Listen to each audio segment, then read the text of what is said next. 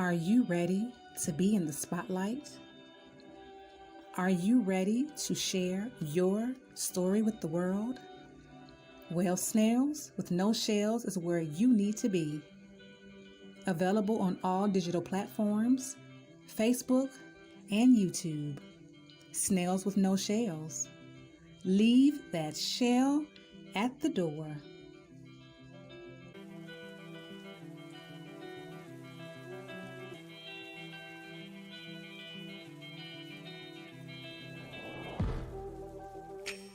Where did we go wrong? We were doing so.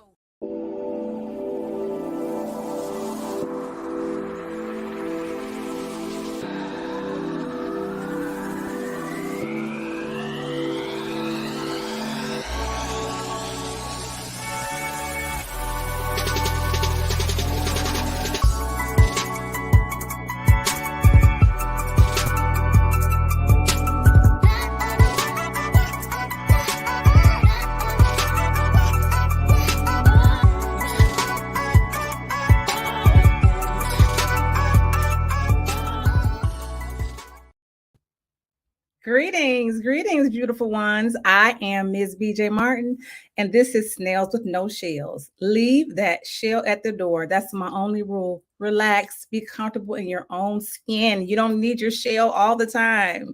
All right, let's get into it. I want to this is a beautiful, amazing guest, and she is so full of just a wealth of knowledge. I'm okay, I'm gonna be quiet. I'm gonna bring her on in. Hi, BJ! Greetings. Thank you, Yolanda K. Churchwell. Awesome. How are you? I am doing good. How are you today? I am great. Oh, thank you for joining Snails with No Shells. Oh, I'm so happy to be here. Thank you. All right, we're going to get right into it. I'm so excited. I'm waiting for this day for the longest. All right, let me introduce you to the audience. This is Yolanda K. Churchwell. She is a best-selling author, a speaker, and the founder of the Business Assistance Group LLC, The Bag. And you know what bag she's talking about. She used her professional skill set to create a company that helps female entrepreneurs take the hassle out of their hustle so they can make more money and have more free time. She provides coaching and support to service-based businesses to structure their operations for maximum profitability. Oh my gosh. And she's a system solutionist. She partners with entrepreneurs to create standard operating procedures. I could go on. Y'all, I'm going to post it. Y'all read it. Okay. What the knowledge? We haven't even started yet. All right. So, Yolanda, where were you born and raised? I was born and raised in a little bitty place called Sandusky, Ohio. Mm-hmm. They should just rename it Cedar Point, home of the amusement park.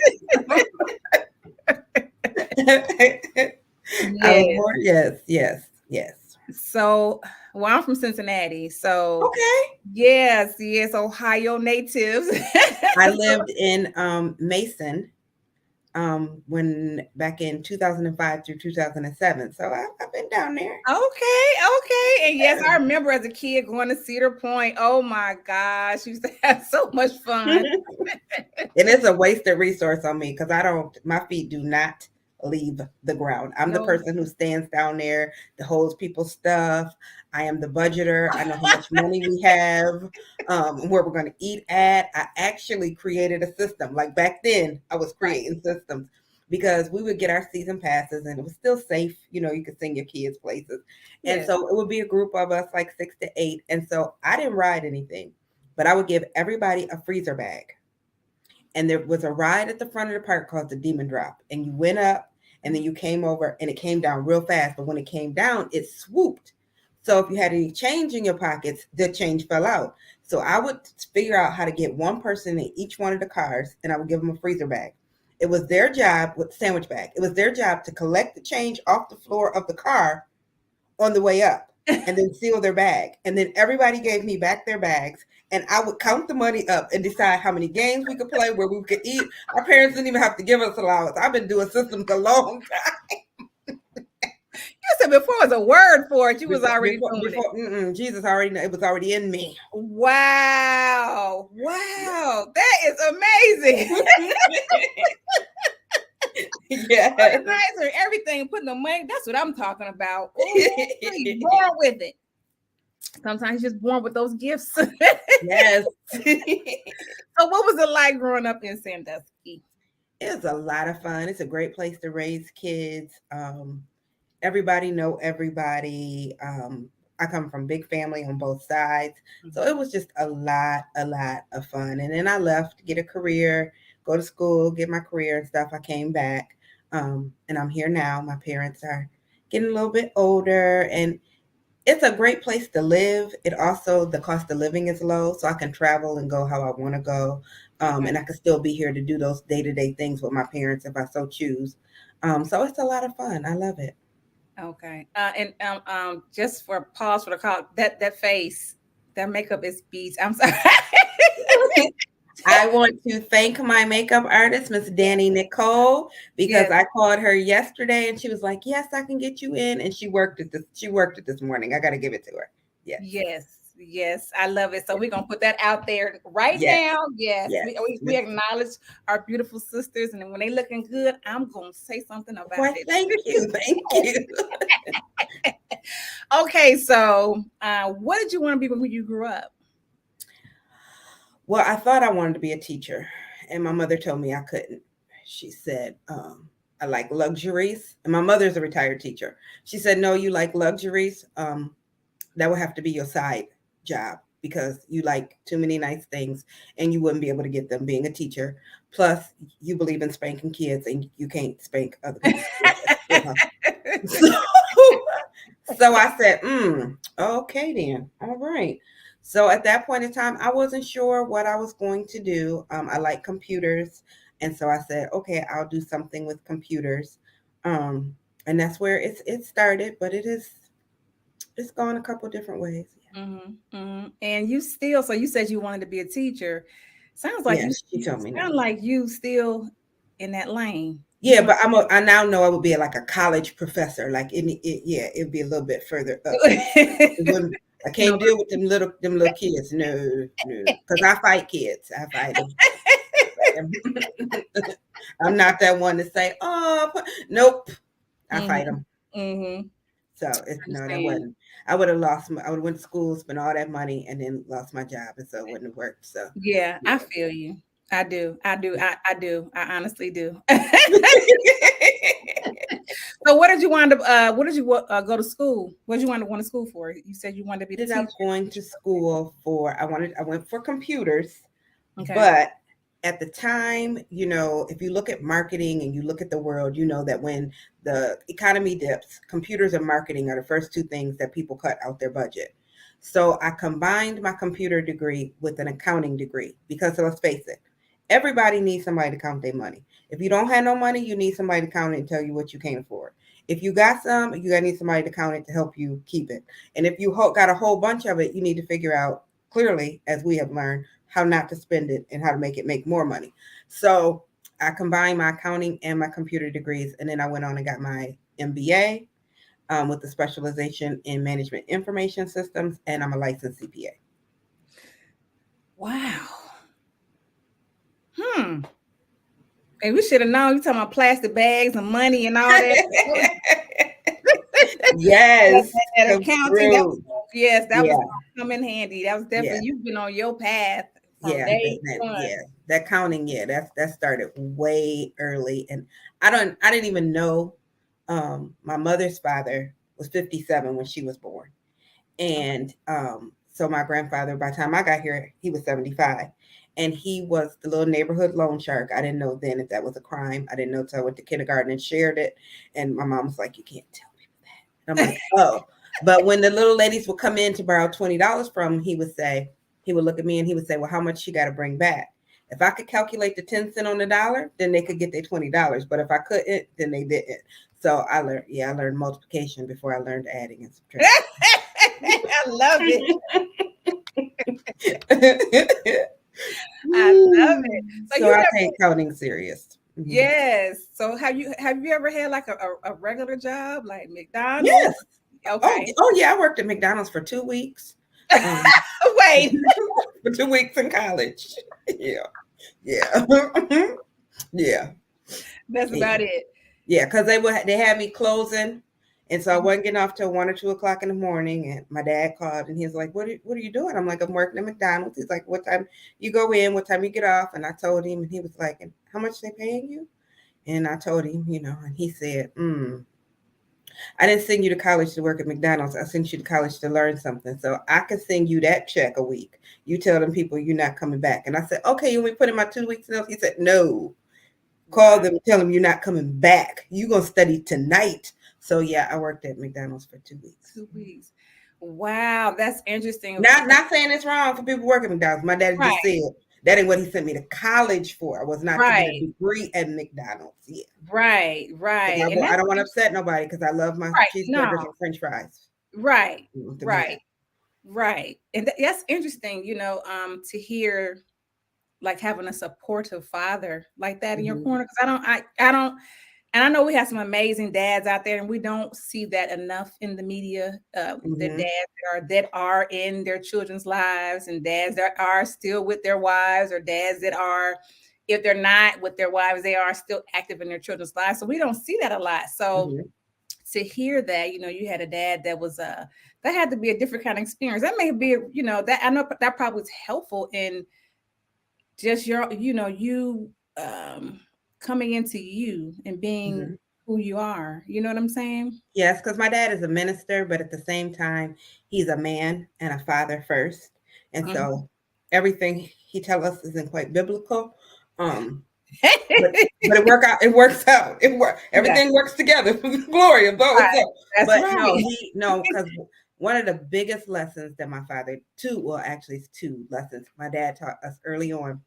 People say they're going to be there through thick and thin, but when stuff get thick, folks get thin.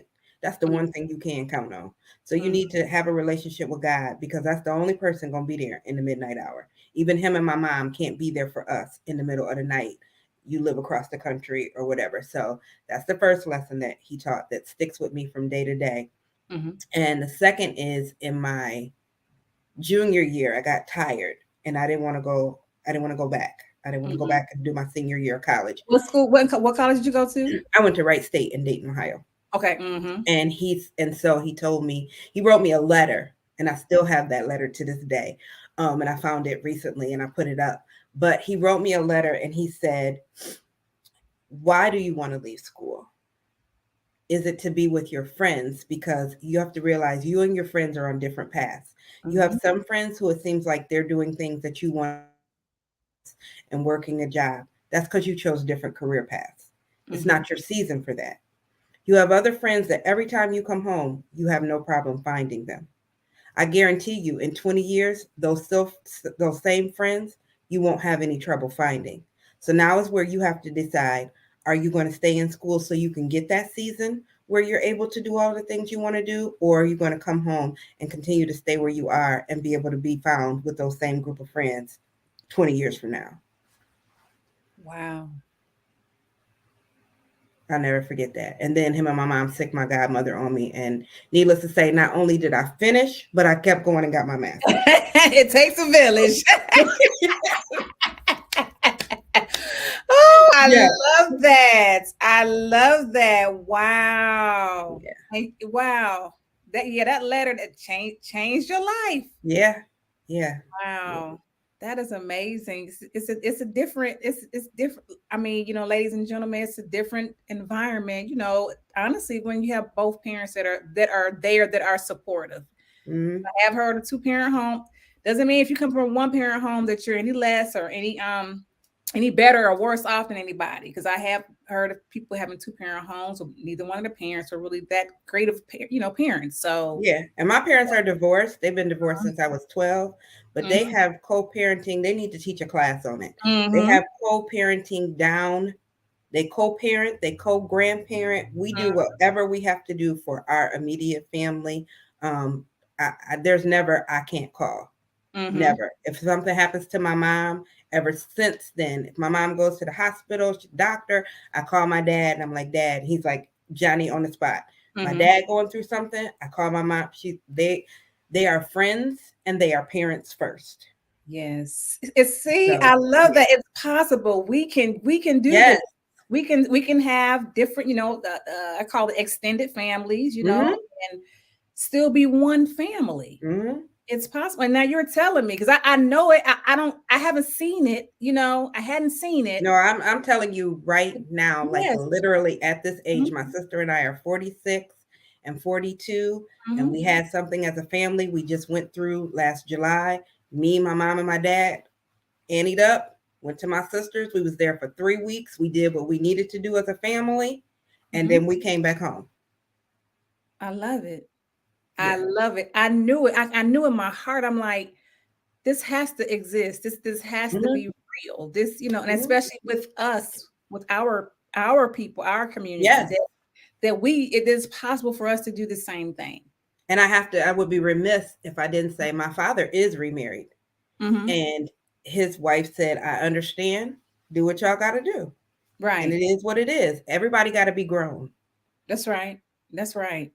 Yeah. Everybody got to be grown. And what's the goal?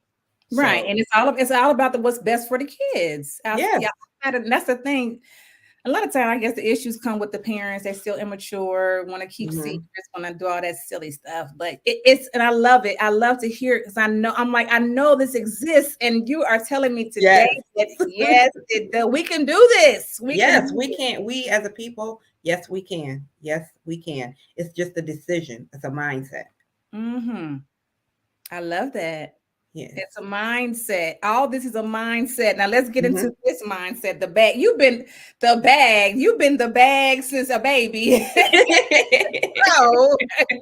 Yes. Okay, so let's get into this. I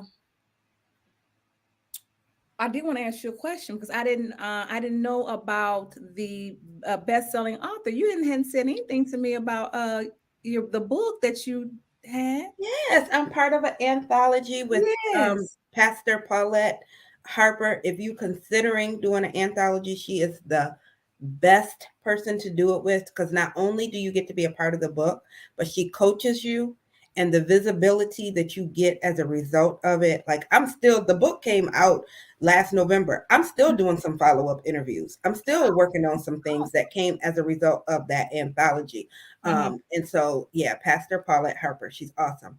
But yes, we did a anthology. It's called For Such a Time as This.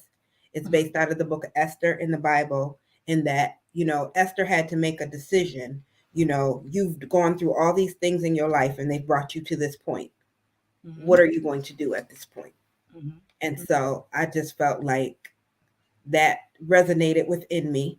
And so I joined the project, and it's been a wonderful experience. And we are on day one. We were a 9-time bestseller on Amazon, 9 different categories on day one. What?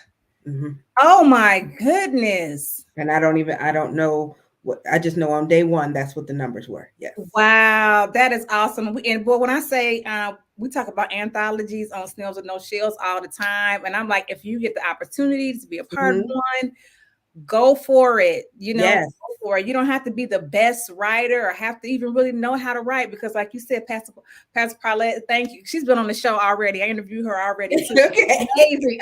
Her energy, and I just love her. The anointing is on her. Like you just feel this safeness, this trust with her. Like, Yes, she is definitely beautiful spirit. Absolutely. And you, like you said, you have certain people that coach you through the process. You don't even have to have experience, just the right coach, right? The right team, and you're gonna put out something amazing. Yes. So yes, I love that. Okay, well, congratulations. I didn't know. I didn't know. Everybody's connected. I love it. I love it. Thank you. Yes. All right. So now let's get into your business, the Business Assistance Group, ladies and gentlemen, the Business Assistance Group LLC.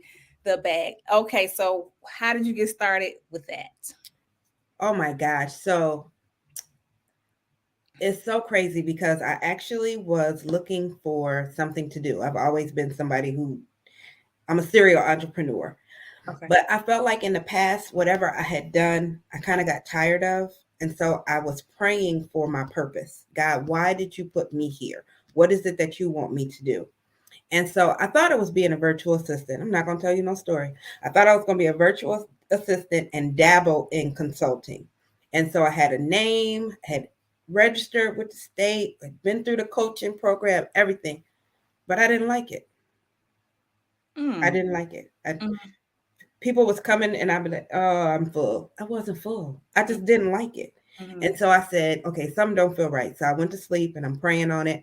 And don't pray and then go to sleep. I'm just gonna tell you right now, unless you got a pad by your bed, because God will wake you up. And He woke me up over a couple weeks time period, and every day I got something different. He Mm. gave me the business name, the Business Assistance Group. He gave me the tagline, my clients get the bag to help them secure their bag. He gave me the purpose. He gave me everything. I take no credit for it at all. And when I Mm-hmm. sat down and I took all of the post-its and all of the little things that I had jotted down, because I get slangry. Some people get hangry, they get hungry, they get mean. If you Mm-hmm. mess with them, okay, I'm sleep. Don't mess with my sleep. No. And so I'm like, okay, Jesus, I'm gonna get up. I'm gonna write it down, but I'm gonna need you to let me go right back to sleep because we can't. So I'm Right. grateful. Let me just Right. first say thank you, Lord, because He let me write it down and go back to sleep. So I Right. got all of my stuff together after about a month, and I looked at it, and I could see where everything that I've learned in life culminates into this thing that right here, Mm-hmm. into being the system solutionist. Everything culminates into this one thing, Wow. and I can talk about it. I can do it. Um, Recently, I've added on to my team because I refuse to say I don't have the bandwidth. Like, nope, hold on, let me go get somebody. Mm-hmm. Mm-hmm. And so, no, I love it, and I honestly believe the way that I prayed and fasted, this is the thing that I'm supposed to do. Mm-hmm. Yeah, I love that. She said, "Don't pray and go to sleep, y'all." yeah, Yeah, no, it's no. so- Not without like We you can pray and you can go to sleep, but make sure you got that pad because I'm telling you, if not, you're gonna be up in the middle of the night looking for your ink pen or Mhm. have that bright phone light on trying to type something in that phone. So just have that Right. pad. Some of them I didn't know what them notes said. He had to wake me up 2 times to get Mhm. that part, but I got it. All right, so we're gonna set that intention. We're gonna set those intentions. Yes, You're gonna have your pad have and your pen pad next to the ready bed. because you know the answer is coming. Yes, and I keeps it there, and I think because sometimes, you know, God has to get us where we're still. And Yes. when you go, like I was go going, that's Mhm. the only time He could catch me. Mhm. He could catch me in the shower and He could catch me at night. Now I'm wise enough to know sometimes to just be still and Mhm. say, God, this is your time. If it's something you want to impart into me, I am being still. I am listening. I am an open vessel. But I Mhm. didn't know that then. And so He had to catch me when He could. And sleep was a good time because I Yes. wasn't on the go. Wow. I love that. So be still and know. Mhm. Mm. Yeah. Yes. And that is so true. That is. You just sit down long enough. I love Yeah. that. I love that. Okay, so let's get into it. Explain your business. Okay, so basically, we've all heard the statistic that 8 out of 10 businesses fail. But the Mhm. part people don't understand is that most of those businesses fail between years 2 and 5. It's Mhm. not getting started, it's not having a talent, it's not having a product or a service. It's being able to handle the demand when you start to grow. And it's not something that I heard, it's something that happened to me. Mhm. I had a retail clothing store. It's called the Harris Look. I named it after my grandfather. It seemed to me like it was an overnight success. I had women and men's dress clothes for plus size for women, big and tall for men. I had a brick and mortar. I had online. I did vendor events, private sales, personal shopping, all the works. And it was just growing so fast. But one of the things that I do when I help a woman pick out an outfit is we start with a strong foundation Mhm. because what I want is for you to wear the clothes and them to compliment you, not for the clothes to just, be hanging off. So we start with that girdle, we start with that foundation, and then that way your curves can shine through and you feel as pretty on the inside as you do on the outside. Mm-hmm. Well, my business didn't have a girdle. Mm. It looked good from the outside, but when you got up close, customer service was lacking sometimes because I was tired. My sales taxes was late, and the penalties and fees was more than the taxes sometimes. And when you count like I count, that there's no excuse for that. Mm-hmm. I couldn't keep up with my orders and deliveries because I'm the type of person, when I go shopping, I'm that person that you hate. Because you say, girl, where you got that? And I say, I don't remember. Knowing good and doggone well, I remember. But I don't like people to look like me. I like to look different. I like to be me. Right. And so that's what I did for my clients. I never ordered more than 2 of the same thing. And even if I ordered 2, they were in different colors or different patterns. Okay. And so that requires a lot. And so at the end of the day, I was frustrated. I was tired. I was overwhelmed, and I couldn't figure out what was going wrong. And so after I made the decision to close the store, I sat down. That's when I actually did start praying. That's when it all started. And Okay. I asked God, why did it fail? Because looking at my bank account, it didn't fail. Mm-hmm. And it was because I had things in place for if this didn't work or if that didn't work, but I didn't have a plan in place to succeed. If it does work. Mm. Yes. And so that's literally what I do is I help people to create a plan so they can succeed. Because people think the worst thing is to go out of business because you don't have business.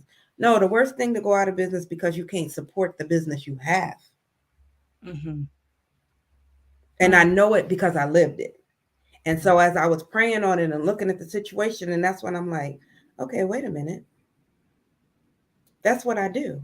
Like my sister's husband, I call him my brother, not my brother-in-law, but he gave everybody a name when he met them in our family. And he called me the coordinator. He from down south, so not the coordinator, the coordinator. And it's because that's what I do. I come in and I get stuff in order. I get stuff in place. And realistically, that's what I do. I come in and I help you to organize your business, to get it flowing so that you create that foundation so that you can grow, you can succeed, and your business can support that growth and success. If you're going to fail, it's not for lack of having a strong support base. Mm-hmm. Mm-hmm. So that's what I do. Wow. And that you know what? And you have said a mouthful, because I have heard the people that they plan to fail. Mm-hmm. You have a backup plan for everything, but do you have a plan if you should have success? And my new thing is, the only thing that's going to cause me to stumble is if I get picked to be one of Oprah's favorite things. Not if, when. I'm sorry, let me correct myself, because it's going to happen. I'm claiming it. It's going to happen. Oprah is going to pick the bag one day to be one of her favorite things.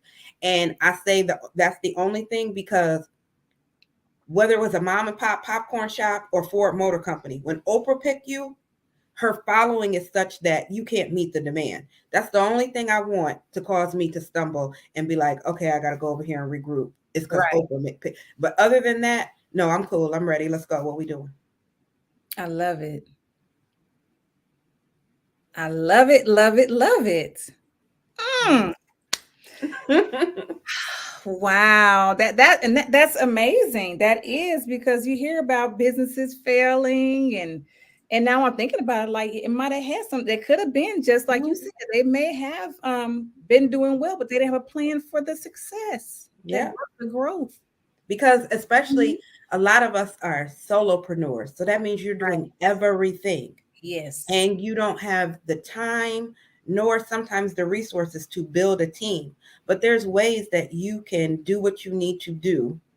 You can create processes, you can create automations and put systems in place so that it will allow you, even as a one machine team.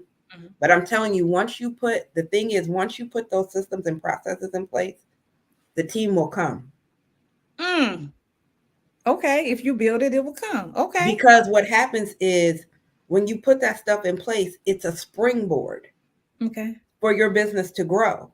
And so then you do have even more growth and you can now afford to hire a team. And the thing is, because you've taken the time to get the systems and processes in place, it's easier to train your team and to move as a team. Mm-hmm. So that's what I do. I come in and help you create your processes. I help you build your systems, and I help you to build your team. You sound like you, I don't see that on here. Coaching, business coach. I don't see it. You might need to put that in your bio. Business coach, leadership. You teach leadership skills, ability, because you know, takes a great leader, you know. I'm just saying you need to put that in your bio.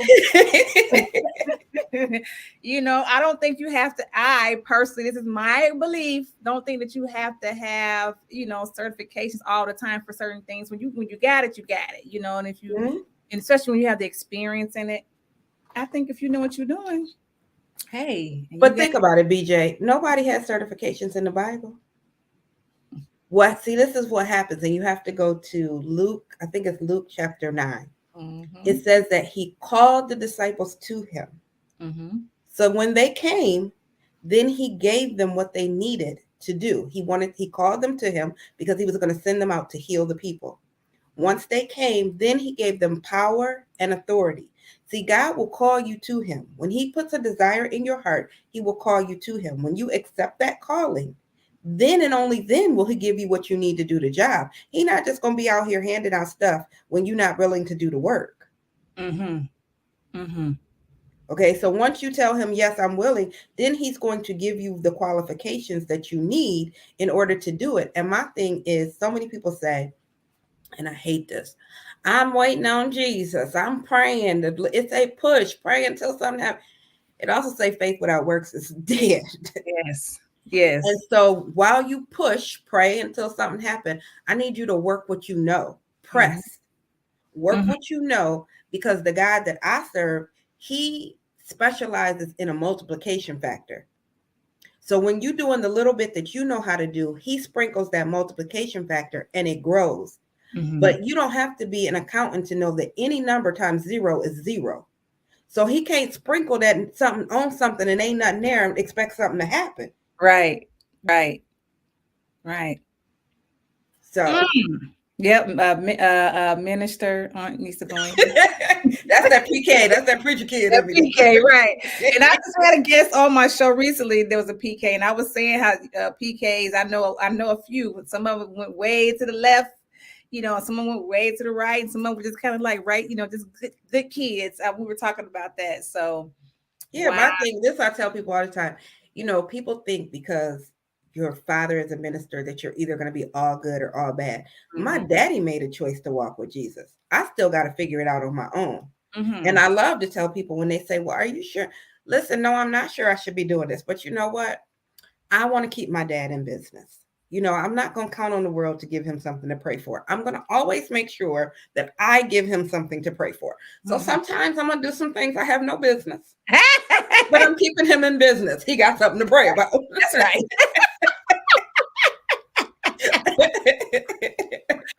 I love it. I love it, Yolanda. I love you, girl. You're talking about being totally transparent. I love that. I love that. Wow. Oh man, I have loved this time that we've shared. I knew I would. Okay, so this show has come to an end. Oh, I had so much fun. Yeah, me too. But we gotta go because we gotta get you. I need you all to like, share, and subscribe this video. We need to share this information. There are some amazing people. Your neighbors right next door doing some amazing things. You don't even know it. I call those my closetpreneurs. Okay. Come out the closet. They probably making the best hamburger in the world, and you don't even know it. People are not talking about it, not sharing. So we have to help each other. If you don't want to buy or anything like that, the least you could do is just like, share, and subscribe. That's it. That's support. That's support as well, and we appreciate that. People that are entrepreneurs, solopreneurs, we appreciate any little thing that you can do. We do. So please like, share, and subscribe. Yolanda, tell us where we can find you. So you can go to get-the-bag.com. and you can connect with me on all of my different social media platforms. I am also having that site redone in the next week, and there you will also be able to find out the different ways that you can work with me. But I just am at a point where I do what I do because it brings me joy. There's nothing like going in and somebody feels like, you know what, I can't do this anymore. I'm frustrated. I'm overwhelmed. I'm tired. It's too much. I think I got to close my doors. And I say, give me 30 days. Mm. And in 30 days, not only are they ready to do what they were doing before, but they're doing it even better. And so that's the type of joy that makes me sleep well at night. Don't get me wrong. I like money. I like the things that it can afford me to have, but I don't do what I do just for money. Because again, being an accountant, I know that numbers are infinite. If you do what you do only for money, you will always be running because numbers never end. Mm. So find something that brings you joy and do it for some reason that brings you something other than some money. But yes, you can find me at www.get-the-bag.com. Awesome. And I was going to say that you want to just share a nugget. You just shared like 15 just now. I will share this. I was recently on a call with one of my clients, and I was telling her that having a system, having a back, because it's a back end solution, basically. It's basically what I do is I create something so that you can focus on your talent. You can focus on what it is you want to do and not the business of doing business. And so what I told her is you have to get you a system, a solution that will do what it do so that your business will do something new. You want to take your business to the next level. Mm-hmm. So you get a solution, a back end solution that does what it does so that you can do what you want to do and your business can do something new. Mm.